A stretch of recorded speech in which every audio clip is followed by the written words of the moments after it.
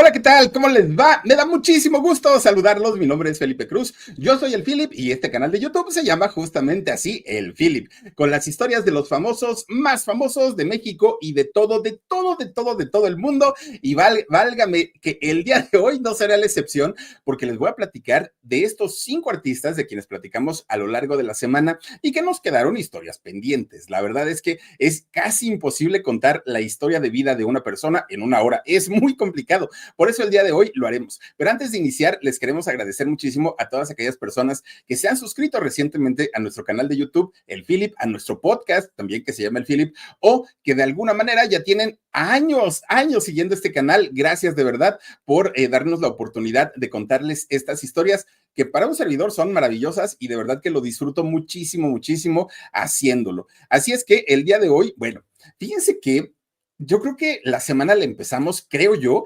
fuerte, porque miren, resulta que sí, cuando sale la serie de Chespirito, esta serie que se llama Sin Querer Queriendo, yo creo que nos dimos cuenta de lo que en realidad ocurría dentro de las grabaciones del Chavo del Ocho. Y es una pena, de verdad es una pena, que en uno de los programas de comedia más exitosos en el mundo de habla hispana y que se producía en México, aparte de todo, pues lejos de ser esto que ellos mismos nos decían, que era una bonita vecindad, la verdad es que nos dimos cuenta que no valía medio centavo ni era linda de verdad.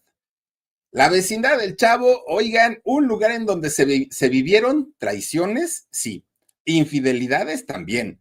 Había una lucha de egos permanente, envidias y le podemos sumar un largo, etcétera. Incluso fíjense que hoy sabemos que esta bonita vecindad llegó incluso a actuar para capos de la droga muy importantes, como lo fue el cártel de Colombia, allá el cártel de Cali en Colombia. Fíjense que quien era el líder de esta banda era Pablo Escobar. Pablo Escobar, bueno, es que de verdad es hablar de uno de los grandes narcotraficantes en el mundo entero. Y esta bonita vecindad del Chavo del Ocho, pues fueron a actuar a una de sus fiestas. Claro que todo esto se debía a todo el éxito tan grande que tenía el Chavo del Ocho. Ustedes disculparán que el día de hoy creo que no tenemos imágenes, pero bueno, fíjense que esto fue por el éxito que tenía el Chavo del Ocho, un tremendo éxito como programa de televisión. ¿Y dónde y cómo fue esta, pues, cómo decirlo? ¿Cómo es que fue esta fiesta en donde se presentó todo el elenco? Les voy a platicar. Resulta que corría el año de 1986 y entonces este cártel de Cali, allá en Colombia, hizo una de las fiestas privadas más grandes de la época. Dani, ¿estás ahí, hijo? Por favor, pon imágenes. Gracias, hijo. Una de las fiestas privadas más grandes de la época. Y para poder entretener a toda esta gente, pues resulta que se les ocurre invitar al elenco del Chavo del Ocho, a todo el elenco del Chavo del Ocho. Fíjense que esto no es porque lo diga yo, no. Esto lo confirmaron capos de allá del cártel de Cali de Colombia, también lo confirmaron algunos personajes del elenco del Chavo del Ocho y la misma policía colombiana también registró todo el hecho, incluso hay fotografías dentro de la policía que registraron ese momento en el que el elenco del Chavo del Ocho, pues resulta que estuvo inmiscuido en esta fiesta. Fíjense, hay un personaje llamado Fernando Rodríguez Mondragón. Fernando Rodríguez Mondragón es hijo de Gilberto Rodríguez Orejuela.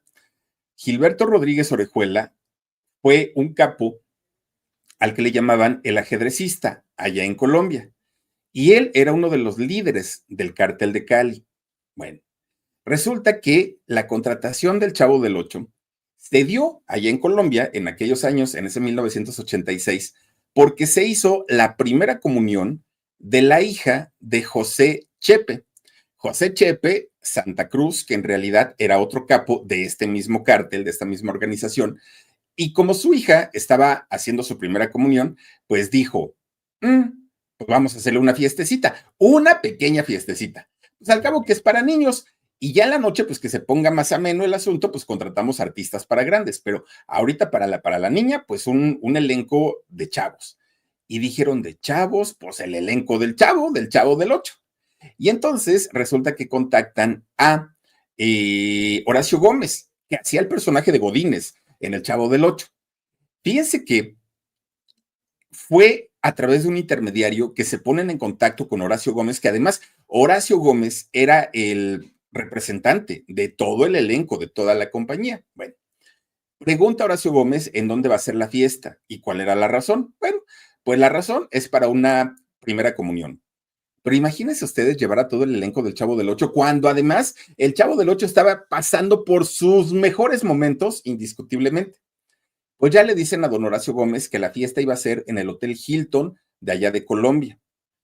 Y querían saber en cuánto dinero les iba a costar todo el numerito, todo el chistecito. Pues resulta que Roberto Gómez Bolaños dijo, lo que yo cobro por ir van a ser $220,000 más viáticos, que nos lleven y nos traigan. Miren, ahí está don Horacio Gómez. Bueno, pues resulta que el tipo de cambio que existía en ese 1986, estamos hablando de 189 millones de pesos de aquella época. ¿Cómo se repartió ese dinero? La verdad, pues yo no tengo la menor idea, ¿no? Si alguien ganó más, alguien ganó menos, eso sí no lo sé. Pero era un dineral lo que le cobraron a esta familia por irse a presentar en esa primera comunión. Bueno, yo no sé tampoco si don Horacio Gómez sabía quiénes lo estaban contratando. Yo no sé si Horacio Gómez sabía que este dinero no era limpio. Bueno, pues resulta que ahí va toda la vecindad del Chavo del Ocho. Todos. Se presentan ahí en el Hilton, en el Hotel Hilton de Colombia, hacen su show, terminan su show, fotos, besos, abrazos, felicitaciones y vámonos de regreso. Oigan, termina la fiesta para los niños, que pues era una fiesta de chamacos, y resulta que ahora sí, vamos con la fiesta para los adultos, vamos con la fiesta para los grandes. Pues, ¿quién creen que estuvo amenizando esta fiesta?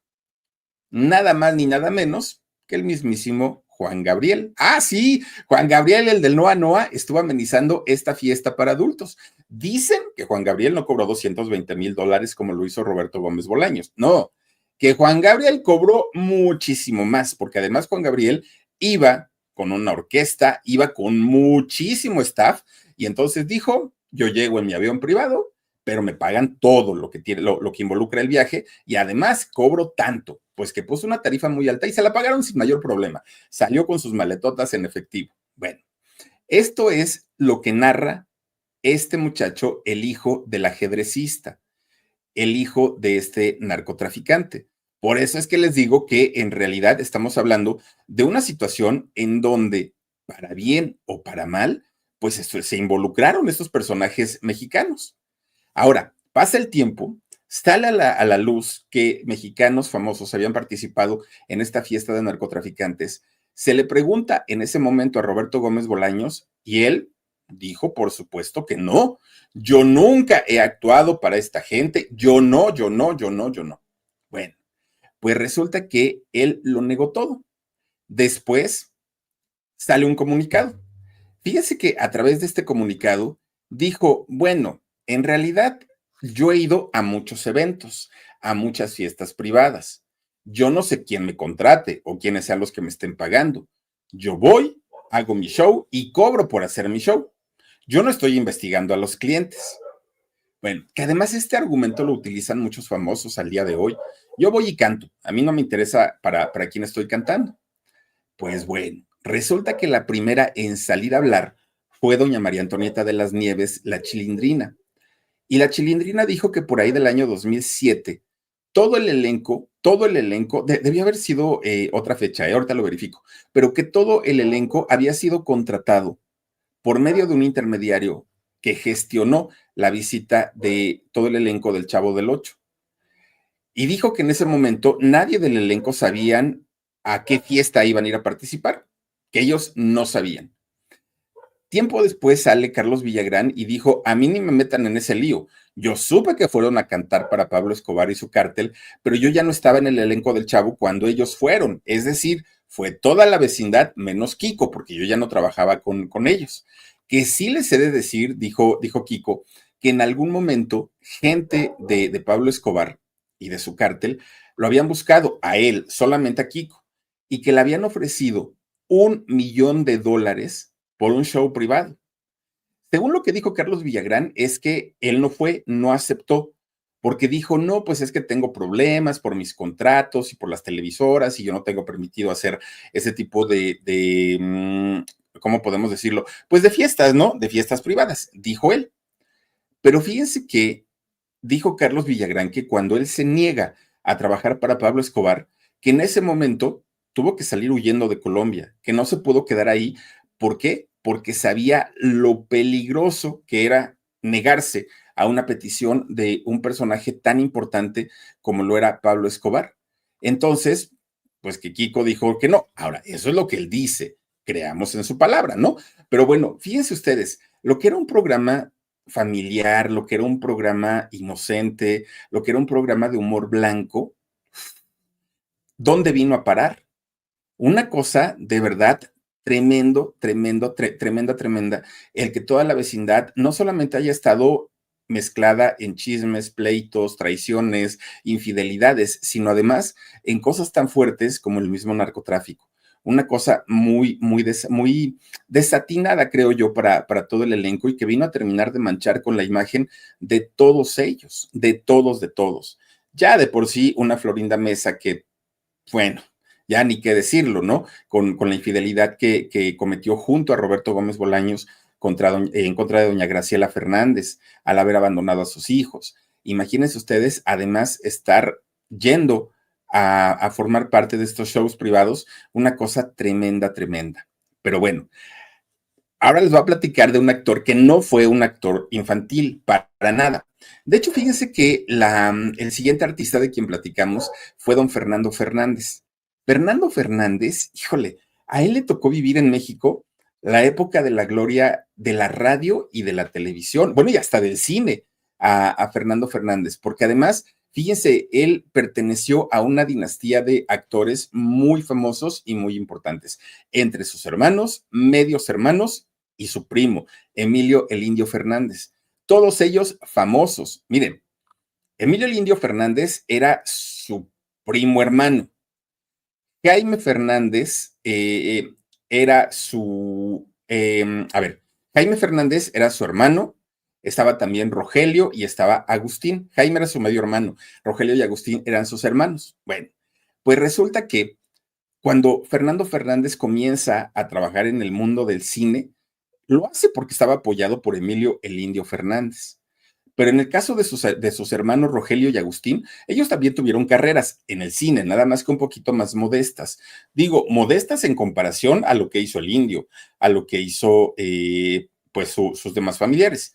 Pero de que hicieron cine, también lo hicieron y cine de calidad. Miren, en el caso de Rogelio Fernández, él de hecho pudo haber hecho una carrera muy importante en el cine. El problema es que murió muy joven. Entonces, eso pues le acortó también su vida profesional. Dentro de las películas famosas que hizo Rogelio Fernández están la película de Pueblerina, por ejemplo, de la época de oro del cine mexicano. Pueblerina, El mar y tú, La isla de la pasión, Enamorada, Nosotros los pobres, ¿qué te ha dado esa mujer? Bueno, hizo bastantes películas.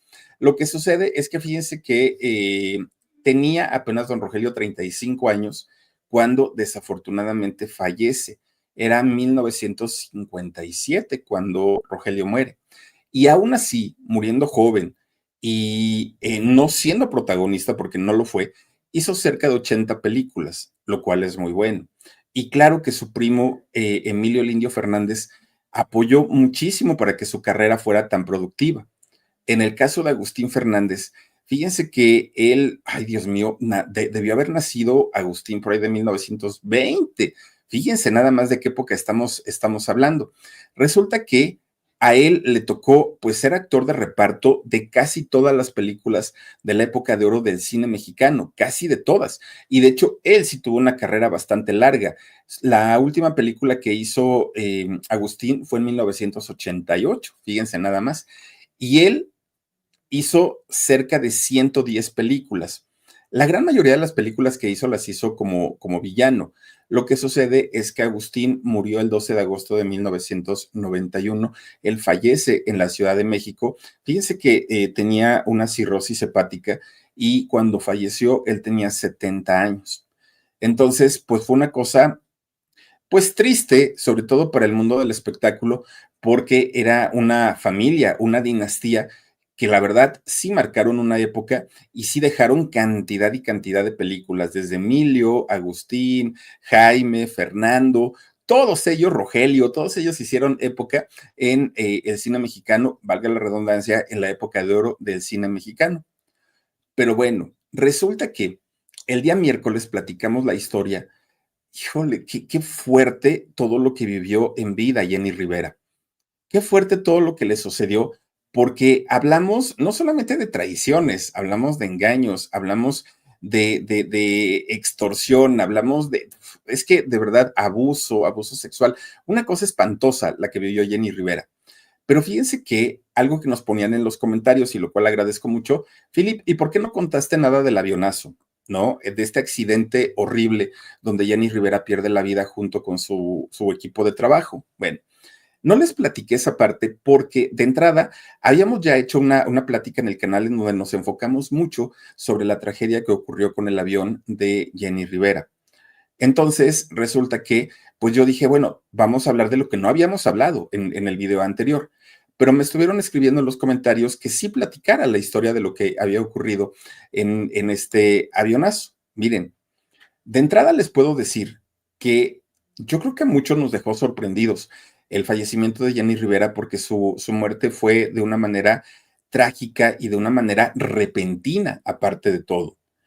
Yo creo que cuando nosotros nos enteramos de esta situación, muchos no creíamos, ¿no? Ay, ¿cómo? Si Jenny, pues no, se acababa de cantar ayer, bueno, en la noche, en la madrugada, ¿cómo es que ya murió? Pues sí. Y esto se prestó para que comenzaran a salir muchas teorías, muchas hipótesis sobre lo que en realidad había ocurrido.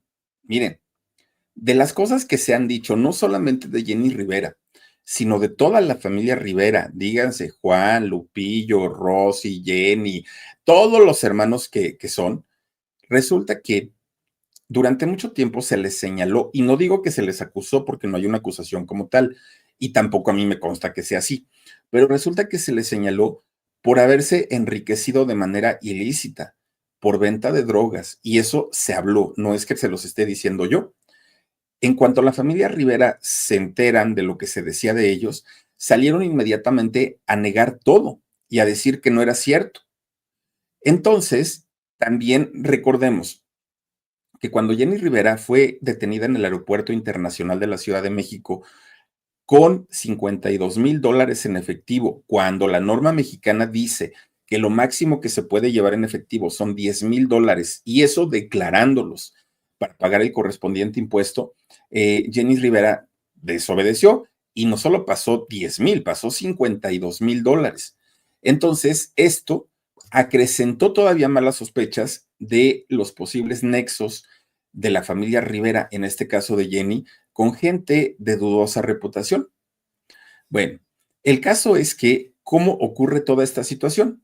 Fíjense, era el 8 de diciembre del año 2012.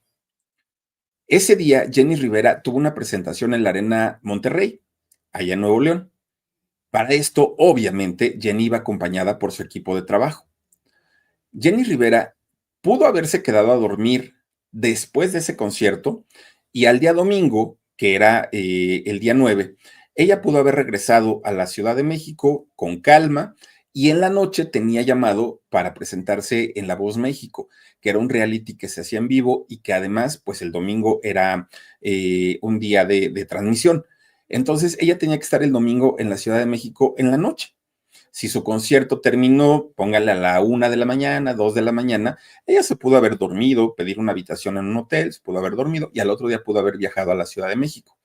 Pero Jenny tenía mucha prisa, muchísima prisa por regresar a la Ciudad de México. No quiso dormir en Monterrey.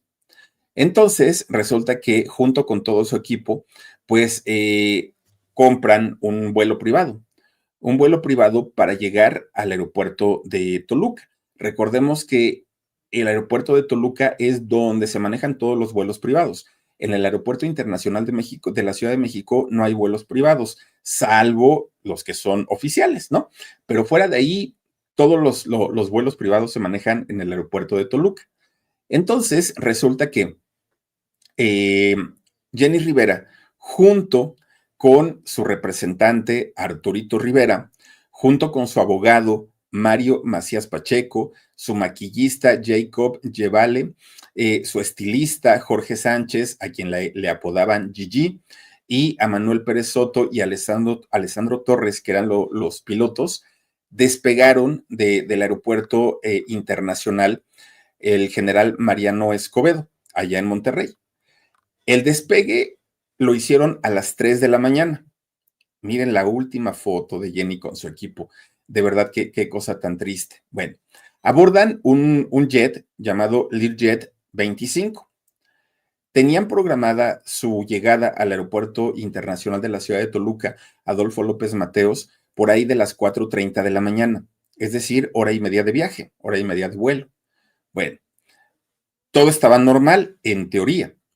Resulta que tan solo a pocos minutos de haber despegado del aeropuerto de Nuevo León, pues los radares de la torre de control perdieron contacto con la aeronave de Jenny.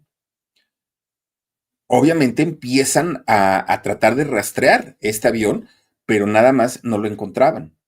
Pero tampoco pueden ellos activar un protocolo inmediatamente que el avión deja de aparecer en el radar. ¿Por qué? Porque muchas veces sucede que son fallas del radar, muchas veces no sé qué pueda ocurrir, ¿no? Desde nubes, no sé qué pueda ocurrir, pero se esperaron hasta las 6 de la mañana. Cuando a las 6 de la mañana no logran tener contacto con la aeronave, resulta que en el Aeropuerto Internacional de Monterrey inician un protocolo de búsqueda y rescate. Bueno, la búsqueda y rescate la hacen en el último lugar que el radar registró la ubicación de este avión.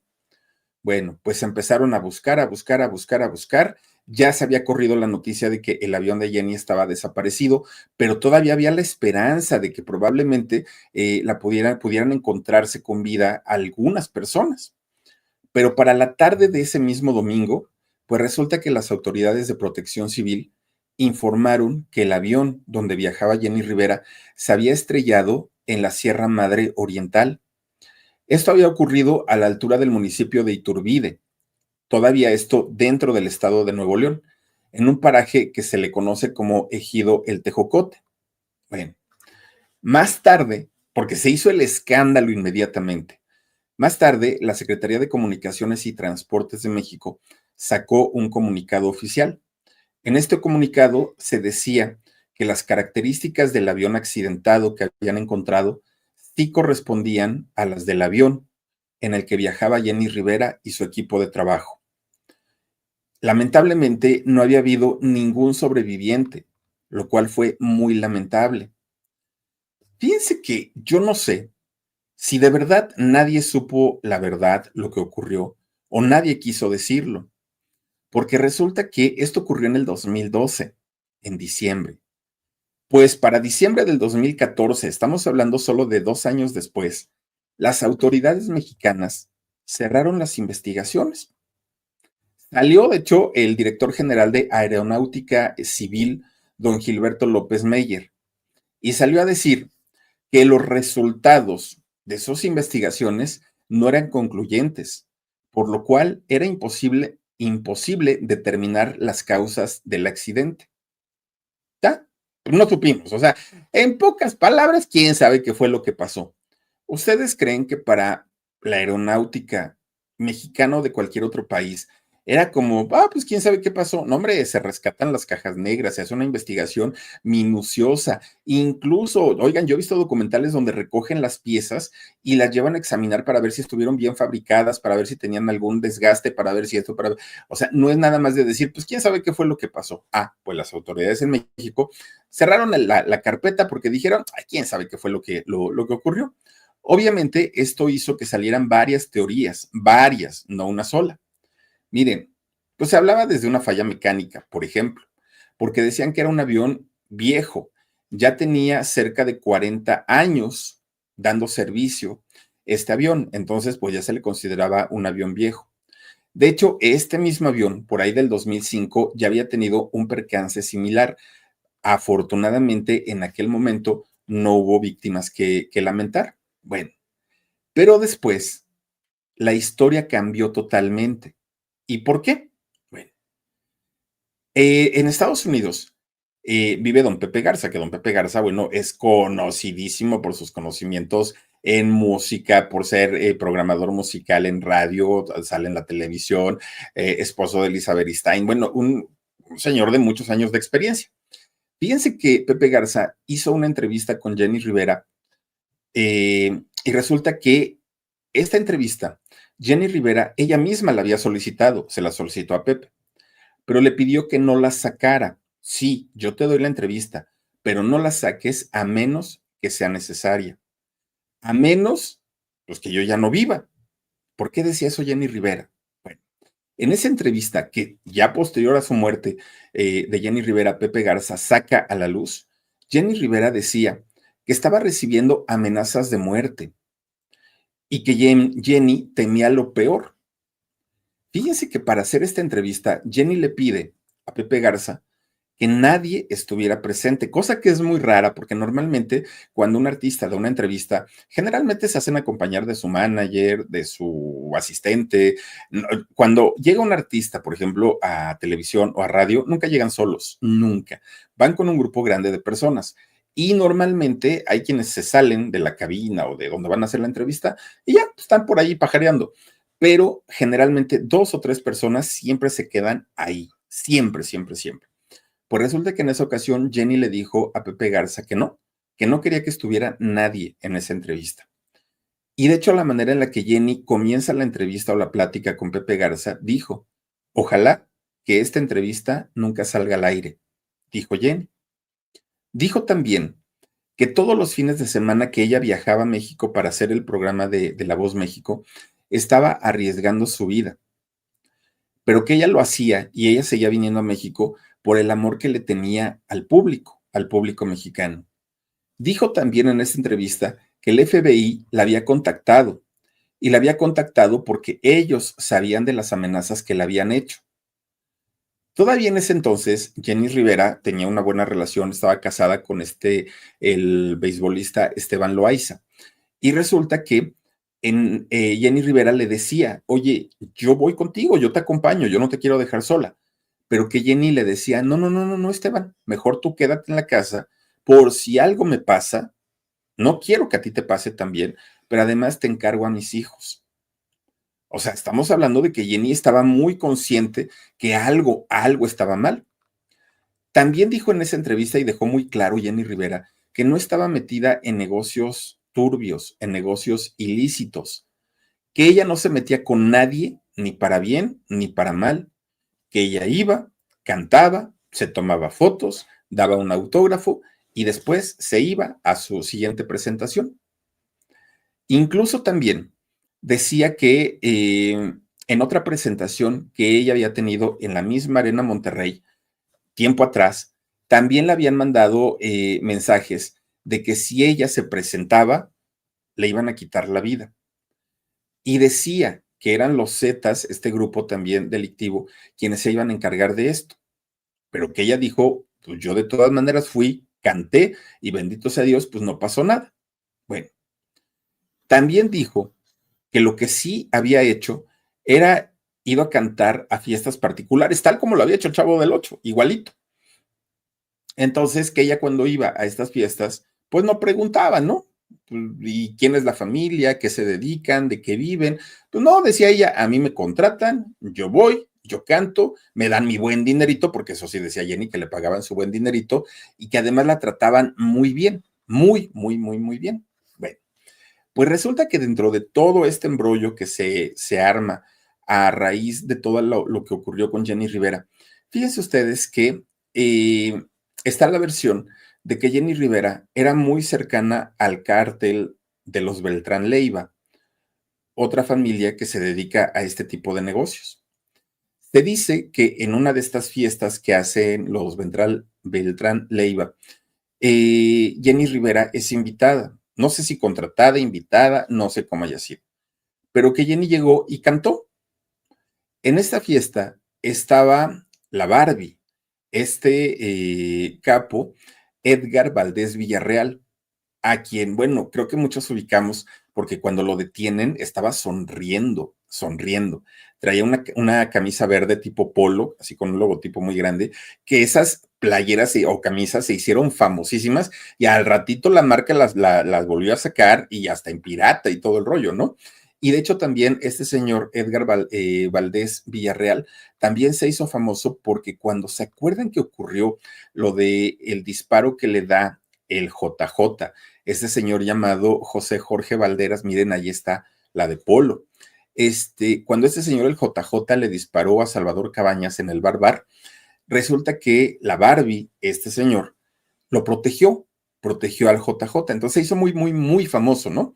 Bueno, pues resulta que se supone que en esta fiesta, en donde fue Jenny Rivera, que era una fiesta de los Beltrán Leiva, el cártel al que pertenecía la Barbie, resulta que este señor pues, sale de pleito con Jenny, la Barbie, y entonces la humilla, la ofende, la golpea, eso se cuenta, y que Jenny Rivera, muy enojada, se salió del lugar, muy enojada.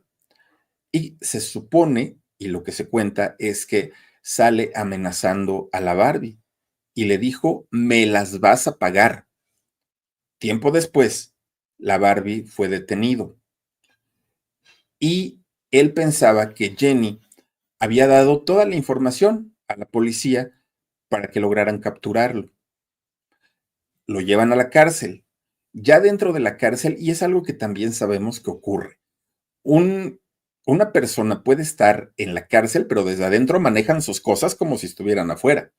Pues que ya estando en la cárcel, la Barbie planeó el sabotaje al avión. Fíjense, llama mucho la atención una nota periodística que salió en el periódico Reforma. En esta nota, que ahí está, yo no lo estoy inventando, dicen que un testigo protegido de nombre Jennifer confirmó que sí, que efectivamente Jenny era muy cercana a los miembros del cártel de los Beltrán Leiva, en especial que era muy cercana a la Barbie, y que en efecto la Barbie había sido quien en venganza, porque él pensaba que Jenny lo había delatado, mandó a bajar el avión. Fíjense que hoy sabemos que previo al concierto que se dio allá en la Arena Monterrey, Jenny ya había recibido 3 advertencias para que no se presentara. Le habían dicho que su vida estaba en peligro, pero de nuevo ella se arriesgó y dijo, espero que no pase nada, pero esta vez sí se la hicieron efectiva. Lo peor del caso es que, fíjense, esto se dio en el 2012, 22, pues estamos hablando ya de 14 años, ¿no? 15, 14, 15 años de que se dio esta situación y no hay claridad sobre lo que ocurrió. Y yo creo que difícilmente algún día vamos a conocer la verdad.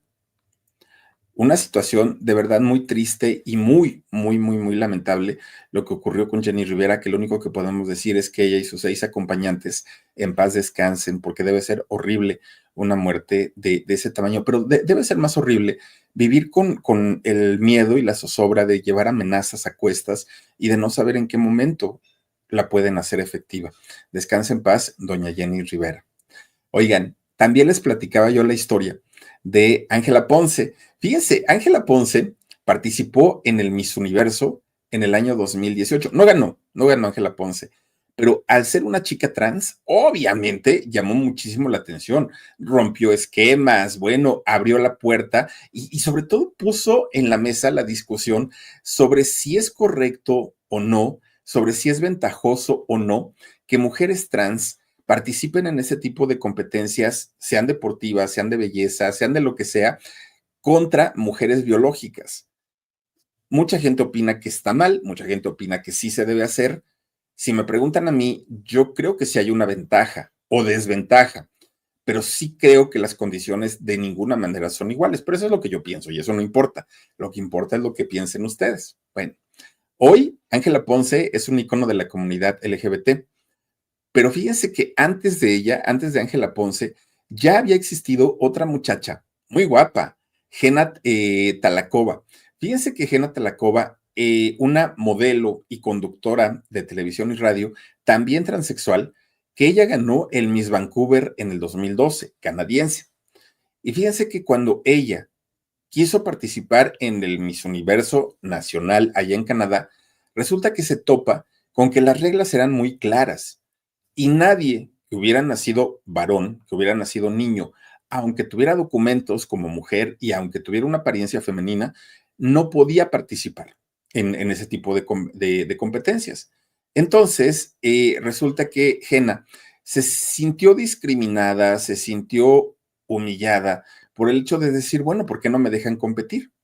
Entonces, a través de sus abogados, pide la anulación de esa cláusula en las reglas de Miss Universo para que una chica transexual pudiera competir y no únicamente las mujeres biológicas. Bueno, en ese momento, Jena logró acaparar tanto la atención de los medios de comunicación, la presión se hizo tan grande, que el Comité de Miss Universo Internacional, que en ese momento lo presidía Donald Trump, dijeron, está bien, ok, tú ganas, pero lo que nos tienes que demostrar es que mínimo en tus documentos al día de hoy se te acredite como una mujer.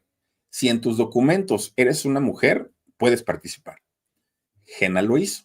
Demostró que sus documentos estaban ya con su nueva identidad y el 19 de mayo del año 2012 participó en el Miss Universo Canadá.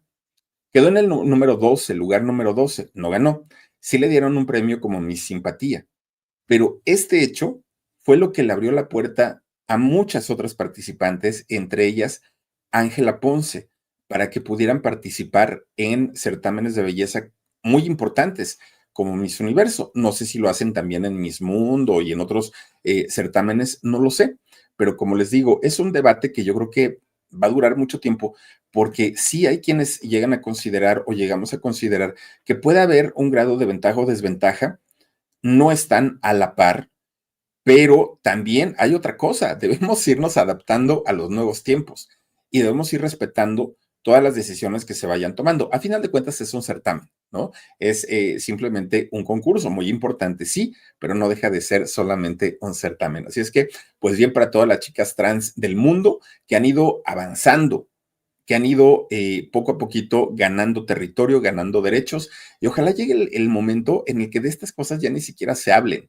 que ya no se hable, ay, es transexual, es bisexual, es homosexual, es eso que importa, ya a final de cuentas, todos respiramos, comemos, vamos al baño, todos somos exactamente los mismos e igualitos. No hay ningún cambio, no hay ninguna diferencia, salvo con quien compartimos nuestra intimidad, pero eso es algo privado. Eso es algo que solamente a nosotros nos atañe. Y ya nada más para cerrar la semana, oigan, les platiqué la historia de uno de los comediantes mexicanos, yo creo que más talentosos de este país, y que la verdad, la ocasión que tuve la oportunidad de conocerlo, créanme que me quedé con un buen sabor de boca, porque hablar de Luis Manuel Ávila, bueno, lo conocemos mejor como Junior Peluche de la familia Peluche, o como Tomás Mora, o como la voz de Gohan, ¿no? El hijo de Goku en Dragon Ball Z. Bueno, este muchacho, de verdad, sencillo, muy sensible. Oigan, a mí me sorprendió la sensibilidad de Luis Manuel Ávila. Qué tipazo, de verdad. Se platica súper a gusto. Luis Manuel es un cuate que siento yo que abre mucho su corazón. Generalmente él cuenta y comenta las cosas de una manera tan bonita y tan natural que miren, yo creo que por eso es que a Luis Manuel, bueno, independientemente a su talento, no le falta trabajo, porque prácticamente desde el momento que inició su carrera, trabajo no le ha faltado en teatro, en televisión, en doblaje, y lo único que le hace falta a mi Luis Manuel, pues es el cine, que le den un papel grande como se lo merece y su carrera estará completa. Al día de hoy, Luis Manuel, cuando le llega de repente a fallar un poquito la chamba, él se va a hacer shows privados, ¿eh? Y él hace shows de comedia, pero también canta, también lleva a sus músicos. Sí, yo les dije el día de ayer que a mí no me gusta cómo canta y que la verdad yo siento que canta feito Luis Manuel, pero bueno, habrá quien sí le guste y habrá quien además de todo pague para escucharlo cantar, lo cual está muy bien. Luis Manuel no es un artista que tenga todos los reconocimientos del mundo, pero tiene uno que es el principal y que es la aceptación y el cariño del público, que le han dado pues en sus más de 20 años de carrera profesional como actor, porque también es actor dramático y como comediante. Así es que ahí tenemos a Luis Manuel Ávila de la familia Peluche. Oigan, cuántas historias, ¿verdad? De todos los artistas de quienes platicamos el día de hoy. Pero bueno, pues hasta aquí le dejamos. Les quiero agradecer muchísimo que nos hayan acompañado, que se hayan conectado con nosotros y recuerden que los esperamos el día de mañana, domingo, a las 11 del día en Los Inexpertos, a las 6 de la tarde en Con Sabor a México, a las 9 de la noche en El Alarido y ya para el día lunes regresaremos con todas nuestras actividades normalitas, normalitas. Por lo pronto, muchísimas gracias a todos ustedes por habernos acompañado. Les deseo que pasen una muy bonita noche. Cuídense mucho, pásenla bonito. Yo soy Felipe Cruz el Philip. Nos vemos. Adiós.